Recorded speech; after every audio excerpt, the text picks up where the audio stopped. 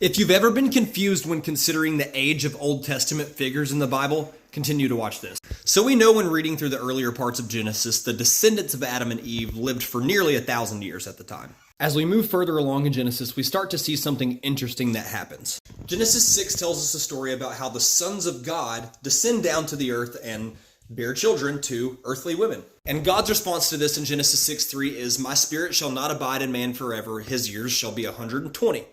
And as we continue to move into Genesis 6, we get introduced to the pre-flood narrative where Noah is being selected as the only person that has found favor in the eyes of God.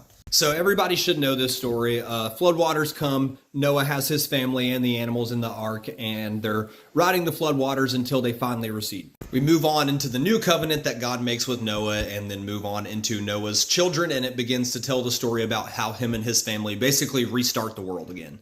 So throughout the portion of Genesis where it covers the post-flood like prep and disbursement of Noah and his family, we get right into the descendants of Shem, who is one of Noah's sons.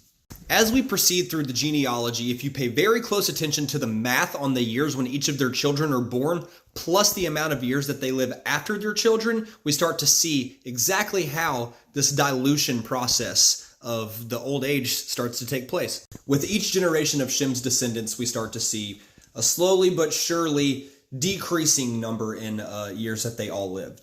Shem himself lives about 600-ish years, who is at the top of this genealogy descendant list. And finally, we get to Terah, who is the father of Abram or Abraham, who lives for about 200, give or take a couple more odd years. The important thing to keep in mind here is the fact that Noah was born pre-flood, okay? And this is his bloodline that is continuing to descend down after the flood has taken place. So the theory that I'm proposing is, given the fact that Noah was the only man on earth who had found perfect favor in the eyes of the Lord, and it was after Noah had already been born that the Lord stated that men's years should be 120, we start to see this process, this de-aging process, this dilution process through the family tree of Noah, who pre-flood was the only perfect man, and post-flood still had his family having children, and with each generation their years get lower and lower until finally, I think Abraham lives like 175-ish years or something like that, and it just continues to go down.